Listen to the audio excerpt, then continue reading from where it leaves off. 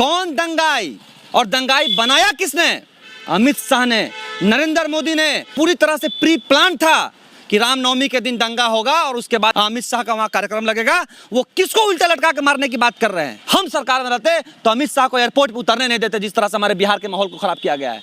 हम गिरफ्तार करते अमित शाह को। और ये क्या करने गए थे नालंदा, जहां दो समुदायों को आपस में लड़वाया जा रहा था। मैं आरएसएस वाले को तो हिंदू मानता ही नहीं, मैं बजरंग दल वाले को हिंदू मानता ही नहीं, मैं भाजपा वाले को हिंदू मानता ही नहीं। कितने प्रतिशत स्वर्ण जाति के लोग थे कल हथियार चलाने में और लड़ने में? ये हिंदुओं का हमला भी नहीं है, मैं आपको कहना चाहूंगा। ये पूरी तरह से बजरंग दल जैसे लोग जो भाजपा के एजेंडे पे काम करते हैं, जो देश में दंगा करते हैं, देश के माहौल को खराब करते हैं, ये वैसे लोगों ने किया है। अमित शाह के रीजन में, नरेंद्र मोदी की सरकार में पिछड़े के बच्चों के हाथ में हथियारें थमा दी गई, तमंचे थमा दिए गए कि जाके लड़ो। अमित शाह पे मैं कहना चाहूंगा कि बागबान ने यह अनोखा सितम इजाद किया है, बागबान ने यह अनोखा सितम इजाद किया है। आसिया फूंक के पानी को बहुत याद किया है। इन्होंने आसियाना फूंकने के बाद पानी को याद किया है। बिहार शरीफ की घटना के बाद से पप्पू यादव कल वहाँ जा रहे थे, उनको प्रशासन ने रोक दिया। उनके साथ में थे छात्र नेता मनीष यादव। क्यों रोक दिया गया आप लोगों को? देखिए, अमन शांति के पैगाम देने वाले को रोका ही जाता है और शायद इसीलिए हम लोगों को भी रोका गया। हम लोग वहाँ जाते हैं, दोनों समुदायों को गले मिलवाते हैं और कहते हैं कि अमन शांति बनाइए। हम लोग एक आज़ाद भारत को आज़ाद करवाने वाले दो ऐसे समाज हैं जिसने अपनी आहुति दी है देश को आज़ाद करवाने के लिए। हिंदू हो या मुसलमान हो, अगर ये लोग नहीं रहते तो शायद ये हिंदुस्तान आज आज़ाद नहीं होता।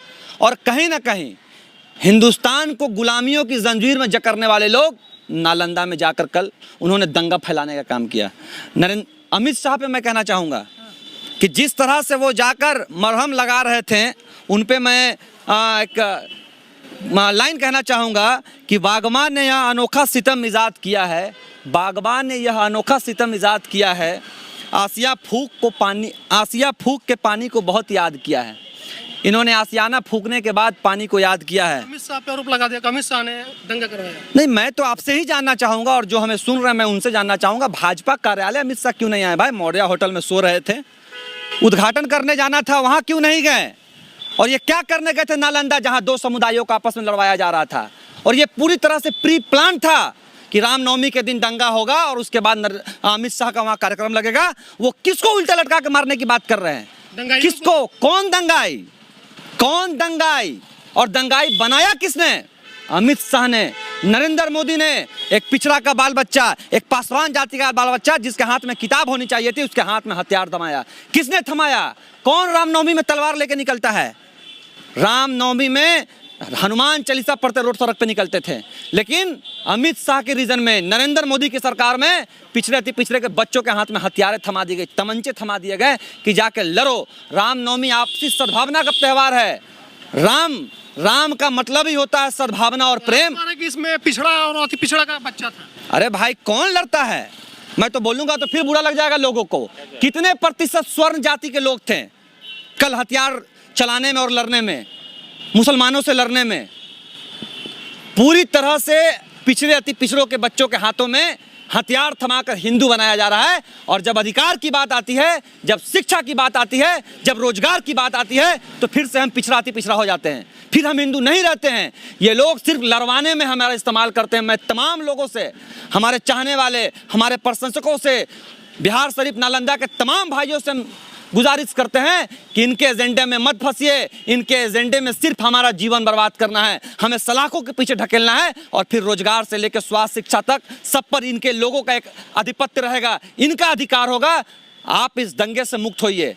आप अगर आज इस दंगे से मुक्त हो जाइएगा, भाजपा को उखड़ने में पूरे देश से समय नहीं लगेगा। इनके पास मात्र एक हथियार है, धर्म, और इस धर्म की आड़ में दंगा करवाना इनका प्रमुख एजेंडा है। अमित शाह ने लोगों से अपील किया नवादा में कि हमको वोट दीजिए, 40 सीट दीजिए और हम उल्टा लटका देंगे। तो वोट, दंगा के नाम पर वोट तो मांग रहे हैं वो लोग। अरे भाई, दंगा ही करवाया गया वोट के लिए। 24 का चुनाव है, आपको नहीं पता है क्या? चुनाव है, अमित शाह आए। आखिर रामनवमी के दूसरा दिन ही क्यों चुना गया? उनका नवादा में कार्यक्रम, दंगा स्थल पे उनका कार्यक्रम क्यों चुना गया? हमें बता दे भाजपा के कोई लोग कि जिस दिन दंगा हुआ उसके दूसरा दिन जब दंगा हो रहा था फिर भी बिहार सरकार ने वहां जाने से अमित शाह को क्यों नहीं रोका। हम तो मानते हैं ये सरकार कायर है। शायद लालू यादव की सरकार होती तो जिस तरह से आडवाणी को गिरफ्तार करवा दिया गया था, अगर हमारी सरकार होती, हम सरकार में रहते तो अमित शाह को एयरपोर्ट पर उतरने नहीं देते। जिस तरह से हमारे बिहार के माहौल को खराब किया गया है, हम गिरफ्तार करते अमित शाह को।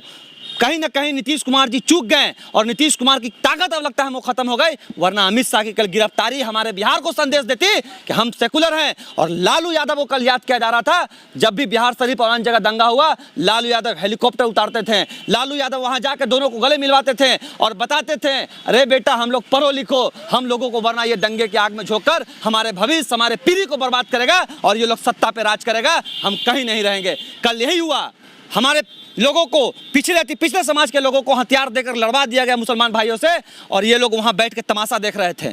पूरी तरह से प्री प्लान दंगा था और शायद कल अमित शाह की गिरफ्तारी होती तो ये दंगा नहीं भड़कता। पूरा शहर, मैं बहुत बात नहीं बताना चाहूंगा, मैं भी चाहता हूं कि आपसी सौंदर्य बना रहे हमारा, लेकिन जिस तरह से तेजस्वी यादव को क्या कहना चाहिएगा? अभी आप लालू यादव का जिक्र कर रहे थे और तेजस्वी यादव भी सत्ता में, तेजस्वी यादव को क्या कहेंगे एक शब्द? देखिए, मैं यही कहना चाहूंगा कि शायद आपसे उम्मीद थी कल, आप उनके लाल हैं, उनकी औलाद हैं जिन्होंने इस बिहार को एक पैगाम देने का काम किया था कि हम एक हैं, हमें शिक्षा की लड़ाई लड़नी है, हमें स्वास्थ्य की लड़ाई लड़नी है, हमें रोजगार की लड़ाई लड़नी है, हमें मुसलमानों से नहीं लड़ना था।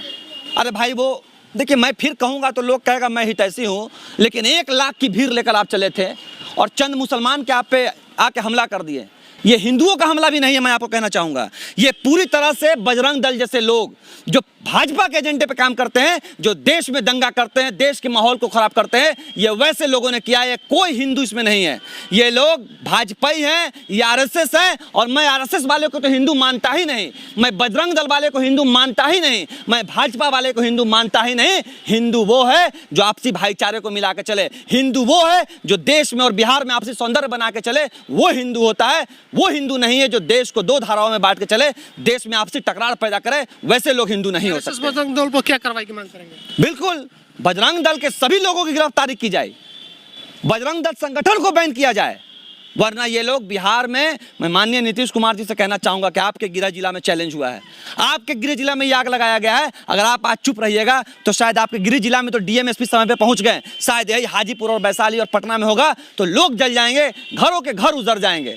मैं यही कहना चाहूंगा कि आप कार्रवाई कीजिए, वरना हमें लगता है कि पूरा बिहार इसी तरह से नफरत की आग में जलता रहेगा।